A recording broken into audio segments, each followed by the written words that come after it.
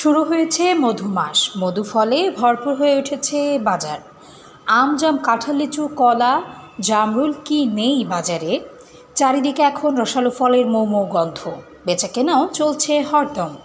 জ্যৈষ্ঠের শুরুতেই রাজধানীর বিভিন্ন বাজারে ভরে উঠেছে মৌসুমি ফলে। আম, জাম, কাঁঠাল, লিচু, তারাশ্বাস, জামরুল সহ বিভিন্ন ফলের গন্ধে মুখর রাজধানীর আড়ত ও বাজারগুলো। ক্রেতাদের সমাগমে ব্যস্ত সময় কাটছে ফল বিক্রেতাদের। কেউ বসে আছেন লিচু নিয়ে, কারোর সামনে কাঁঠালের স্তূপ, কেউ বা আম আনারসের পসরা সাজিয়ে বসেছেন। রাজধানীর কারণ বাজার ঘুরে দেখা গেছে বাজারে বিক্রি হচ্ছে হিমসাগর, গোবিন্দভোগ, গোপালভোগ ও গুটি জাতের আম। দাম তুলনামূলকভাবে কমই আছে। রংপুরের হাড়িভাঙা বিক্রি হচ্ছে 60 থেকে 80 টাকা প্রতি কেজি। রাজশাহীর হিমসাগর কেজি প্রতি বিক্রি হচ্ছে 60 থেকে 80 টাকায়। রাজশাহী জেলার চাঁপাইনবাবগঞ্জ এলাকার রপলি আম কেজি প্রতি 80 থেকে 100 টাকায় বিক্রি করছে বিক্রেতারা। সবচেয়ে মান ভালো নওগাঁর সাপাহার উপজেলার আম্রপলি, যার কেজি 90 থেকে 120 টাকা। তাছাড়া দেখতে বেশ আকর্ষণীয় রাজশাহীর ব্যানানা ম্যাঙ্গো, যা 160 টাকা করে বিক্রি হচ্ছে প্রতি কেজি দরে।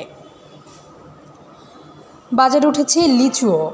জাত আকার ভেদে 100 লিচু 300 টাকা থেকে 800 টাকা পর্যন্ত বিক্রি হতে দেখা গেছে।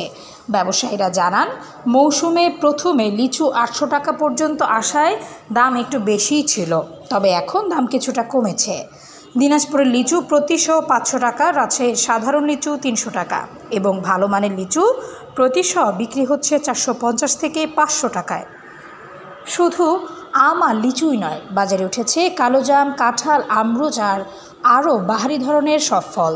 প্রতি কেজি কালোজাম বিক্রি হচ্ছে 200 টাকা। এছাড়া আরও দেখা যায় বাহারি আকারের আনারস, যা 30 থেকে 50 টাকায় বিক্রি হচ্ছে।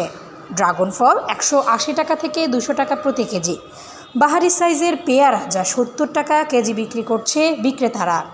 তবে এবার ফলের চাহিদা আছে বেশ। Desk report, সমযোগ।